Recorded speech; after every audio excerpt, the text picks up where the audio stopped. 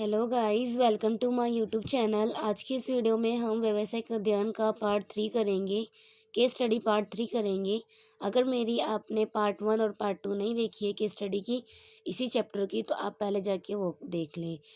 तो आप जितना ज़्यादा क्वेश्चन सॉल्व करेंगे, केस स्टडी सॉल्व करेंगे, उतना ही आपके पेपर में हेल्पफुल रहेगा। तो चलिए वीडियो को स्टार्ट करते हैं। Case study number 6। आपका विद्यालय पाठ्यक्रम सहभागी व क्रीड़ा संबंधित क्रियाओं के मिश्रण द्वारा विद्यार्थियों के सर्वगिना विकास में विश्वास रखता है तथा टीम भावना को बढ़ावा देता है। अपने स्थापना दिवस पर विद्यालय को एक स्टेज कार्यक्रम प्रस्तुत करना था। कार्यक्रम संबंधित विभिन्न पक्षों की योजना बनाने के लिए उन्होंने 10 प्रधान बच्चों की एक कमेटी बनाई। उन्होंने यह निर्णय लिया कि सजावट के लिए वह पुनर्चक्रित कागज का प्रयोग करेंगे। उनमें एकता एवं समन्वय की भावना थी और सभी सदस्य एक दूसरे का सहयोग कर रहे थे। पारंपरिक विश्वास एवं अपनेपन की भावना के कारण कार्यक्रम व्यवस्थित रूप से नियोजित एवं कार्यान्वित हो गया। कार्तिक, जो प्रधान बच्चों में से एक था, ने एक अनुभव किया कि अनजाने में एक कार्य के नियोजन एवं कार्यान्वयन में उनके दल ने प्रबंध के विभिन्न सिद्धांतों में से एक का प्रयोग किया है। वह कार्यक्रम की सफलता से इतना अधिक प्रेरित हुआ कि उसने अपने पिताजी को उसी सिद्धांत को अपने व्यवसाय में अपनाने के लिए कहा। उसके पिताजी ने बताया कि वह पहले से ही इस सिद्धांत का उपयोग कर रहे हैं। तो जैसे कि मैं हर एक वीडियो में कहती, तो सबसे पहले आपकी स्टडी का रीडिंग करो अच्छे से।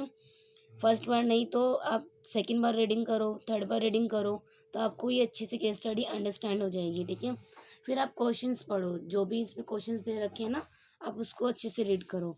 देखिए क्वेश्चन नंबर 1 देखते हैं। प्रबंध की उन 3 विशेषताओं का उल्लेख कीजिए जिन पर उपरोक्त अनुच्छेद में प्रकाश डाला गया है। और सेकंड बोल रहा है कि आपका विद्यालय द्वारा समाज को संप्रेषित किए गए किन्हीं 2 मूल्यों की पहचान कीजिए। मैं यहाँ आपको ये बताना चाहूँगी कि जो ये सेकंड क्वेश्चन नंबर पूछ रहा है, इसमें बोल रहा है कि आप अपने विद्यालय को समाज को संप्रेषित किए गए किन्हीं 2 मूल्यों की पहचान कीजिए। तो इसमें क्या करेंगे कि आपने इसमें रीडिंग करी, तो इसमें आपको समाज से रिलेटेड जो भी हिंट मिल रहा है ना, कि हमारे समाज में क्या सुधार हो रहा है, क्या उपाय हो रहा है, जो समाज में अच्छा कर रहा है, तो उस 3 पॉइंट को आप इसमें लिख दीजिए। भले ही आपको क्वेश्चन नंबर 1 ना आ रहा हो, अगर आप क्वेश्चन नंबर 2 को अटेम्प्ट करेंगे तो आपको मार्क्स मिल जाएंगे, क्योंकि ये जो होता है वो बेसिक्स होते हैं, आप अपनी नॉलेज पे लिख सकते हो। ठीक है, तो क्वेश्चन नंबर 1 की पहले पहचान करते हैं। प्रबंध की उन 3 विशेषताओं को उल्लेख कीजिए जिन पर उपरोक्त अनुच्छेद में प्रकाश डाला गया है। प्रबंध की किन्हीं 3 विशेषता। अब देखो, यहाँ तक हमने रीडिंग करी। अगर आपने फर्स्ट बार रीडिंग करी हुई तो आपको इतनी समझ में नहीं आएगा कि केस स्टडी में बोला क्या गया है। आप इसको second and third bar reading मारो तो आपको अच्छे से अंडरस्टैंड हो जाएगा। तो देखो, इसमें बोला था कि एक लड़का था जिसका नाम कार्तिक था, जो क्या था, बच्चों के ग्रुप में हेड था, प्रधान था। ठीक है, तो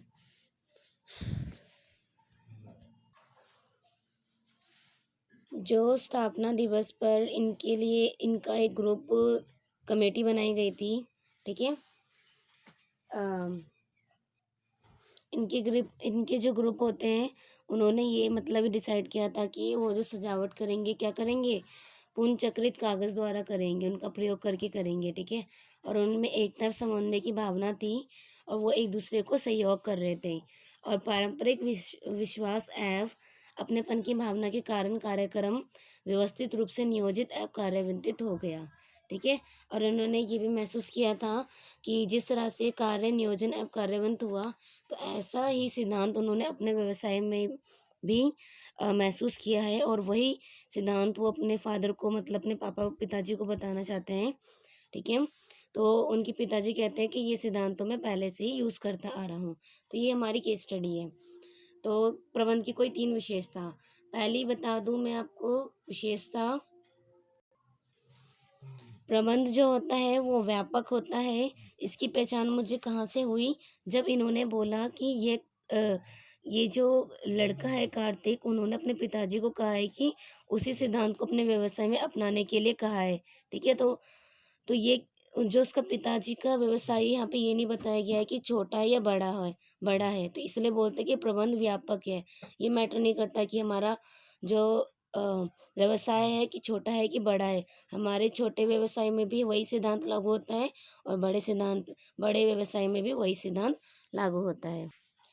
क्योंकि यहाँ पे कार्यक्रम जो था वो व्यवस्थित रूप से नियोजित अब कार्यान्वित हुआ था। तो वो उससे क्या होएगा, जो हमारा जब कोई कार्य अच्छे से नियोजित और कार्यान्वित होता है, मतलब बिल्कुल शेड्यूल वाइज होता है, उससे क्या होता है, जो हमारा उद्देश्य, जो हमारा एम होता है, वो हम अच्छे से प्राप्त कर पाते। और जैसे कि इसमें पहले से बता दिया गया था कि जो कार्तिक था उसका एक ग्रुप बनाया गया था। उनकी 10 प्रधान बच्चों की एक कमेटी बनाई गई थी। तो और क्या करा था इन्होंने, जो है एक दूसरे का अच्छे से सहयोग कर रहे थे। उनमें एकता समन्वय की भावना थी। तो इससे ये प्रबंध की कौन सी विशेषता यहाँ पे लागू हो रही है कि जो प्रबंध है एक सामूहिक क्रियाकलाप है। प्रबंध एक सामूहिक क्रियाकलाप है, ये किसी अकेले द्वारा नहीं हो सकता। ये इस हर लोगों के ग्रुप या मेंबर द्वारा ही हो सकता है। आपका विद्यालय में जैसे मैंने बताया था कि इसमें कोई आप 3 अपनी मर्जी का दे बना दो। इसमें बनाया है कि विद्यार्थी एक सर्वगिना विकास है, टीम भावना को बढ़ावा, वातावरण की चिंता। तो चलिए केस स्टडी नेक्स्ट पे पहुंचते हैं। केस स्टडी 7, हवा शुद्धिकरण यंत्र बनाने वाली एक कंपनी एक्स लिमिटेड में आशुतोष गोयन का कार्य था। उसने पाया कि पिछले 6 महीने से लाभ कम होने लगा था। लाभ कंपनी की उत्तरजीविका पर प्रभाव डालता है, अतः उसने इस कमी के कारणों का पता लगाने के लिए एक व्यावसायिक पर्यावरण का विश्लेषण किया। तो यहाँ पे अच्छे से रीडिंग कर लिया आपने, तो आप क्वेश्चन को देखिए। क्वेश्चन नंबर 1, प्रबंध के उस स्तर की पहचान कीजिए जिस पर आशुतोष गोयना कार्य था। आशुतोष गोयना द्वारा निष्पादित किए जाने वाले किन्हीं 3 अन्य कार्यों का उल्लेख कीजिए। तो जैसे कि आप यहाँ पे देख रहे हैं, जो ये एक्स लिमिटेड कंपनी है, वहाँ पे जो आशुतोष गोयनक था वो क्या था, कार्य था, मतलब काम कर रहा था। ठीक है। उसने पाया कि पिछले 6 महीने से लाभ कम होने लगा था। लाभ कंपनी की उत्तरजीविका पर प्रभाव डाल रही थी। ये सब कौन सोच सकता है? मध्य स्तर का तो नहीं सोच सकता, जो निम्न स्तर का होता है वो भी नहीं सोच सकता। ये कौन सोच सकता है? जो कंपनी का हेड होता है वही सोच सकता है ना कि 6 महीने से मेरा लाभ कम क्यों हो रहा है। ठीक है, इस लाभ का मेरी कंपनी की उत्तरजीविका पे क्या प्रभाव पड़ रहा है। अगर लाभ कम हो रहा है तो हमारी बिजनेस कितना आगे बढ़ेगा, कितना कम होएगा, ये सब एंडिंग में कौन डिस्कस करता है, कौन ये सब देखता है? हमारा हेड ही देखता है। ठीक है, तो हेड माने क्या होता है? उच्च स्तरीय प्रबंध। हिंदी में क्या बोलेंगे? उच्च स्तरीय प्रबंध। ठीक है, फर्स्ट कंसेप्ट हमें यही मिल जाता है। आशुतोष गोयल प्रबंध के उच्च स्तर पर कार्य थे। ठीक है, और आपने जो अपनी बुक में से याद कर रखा होगा उच्च स्तर के कुछ किन्हीं 3 कार्य को, तो आप वहाँ पे वो वाला लिख सकते हो। आपकी मर्जी हो, चाहे आप ये वाला लिखें, चाहे आप अपनी बुक वाला लिखिए। तो मैं इसका आंसर आपको शो कर देती हूँ ताकि आपको आसानी हो। ठीक है, तो चलिए केस स्टडी 8 देखते हैं। रेफ्रिजरेटर्स बनाने वाली एक कंपनी एमवी लिमिटेड में ऋषितोष मुखर्जी ने हाल ही में पदभार ग्रहण किया है। उसे पता चला कि उसके विभाग में कम कर्मचारी हैं तथा संगठन के सुचारू रूप से कार्य करने में दूसरे विभाग उसके विभाग के साथ सहयोग नहीं कर रहे थे। अतः उसने सुनिश्चित किया है कि उसके विभाग में आवश्यक संख्या में कर्मचारी हो तथा दूसरे विभागों के साथ सहयोग में बढ़ावा हो। तो चलो इसको जैसे मैं बोलती हूँ हर क्वेश्चन में कि इसको अच्छे से रीडिंग करो। ठीक है, 2 या 3 बार रीडिंग जरूर करो, तभी आपको आंसर समझ में आएगा। ठीक है, तो क्वेश्चन नंबर 1 देखते हैं। और उस स्तर की पहचान कीजिए जिस पर ऋषितोष मुखर्जी कार्य था। सेकंड क्वेश्चन, इस स्तर पर ऋषितोष मुखर्जी द्वारा किए जाने वाले किन्हीं 3 अन्य कार्यों का भी उल्लेख कीजिए। तो देखो, जैसे कि इसमें बताया गया है कि जो ऋषितोष मुखर्जी थे वो एमबी लिमिटेड कंपनी में एक रेफ्रिजरेटर बनाने वाली जो कंपनी थी उसमें उन्होंने हाल ही में एक पदभार ग्रहण किया। ठीक है, मतलब कोई अवार्ड पाया होगा उन्होंने। ठीक है, तो उन्हें पता चला कि जो उनके जो विभाग है उसमें कम कर्मचारी थे और जो कर्मचारी है वो एक दूसरे को सहयोग नहीं कर पा रहे हैं, मतलब कोऑपरेट नहीं कर पा रहे हैं। तो ये सब कौन देखता है? देखो, जैसे कि मैंने आपको पहले भी क्वेश्चन में बताया है कि पहले क्या होता है, उच्च स्तरीय होता है, उसके नीचे मध्य स्तरीय होता है। जो उच्च स्तर का लोग होता है वो मध्य स्तरीय लोगों को देखता है, जो मध्य स्तरीय के लोग होता है वो निम्न स्तरीय लोगों को देखता है। ठीक है, तो जो मध्य स्तरीय का लोग होता है वो किसको देखता है? वो कर्मचारी लोगों को ही तो देखता है। तो यहाँ पे क्या आएगा? तो वो जो बहुत सारे कर्मचारी को हैंडल कर रहा है वो देख रहा है कि कर्मचारी एक दूसरे को कोऑपरेट नहीं कर रहे हैं और उसके विभाग में कम कर्मचारी भी हैं।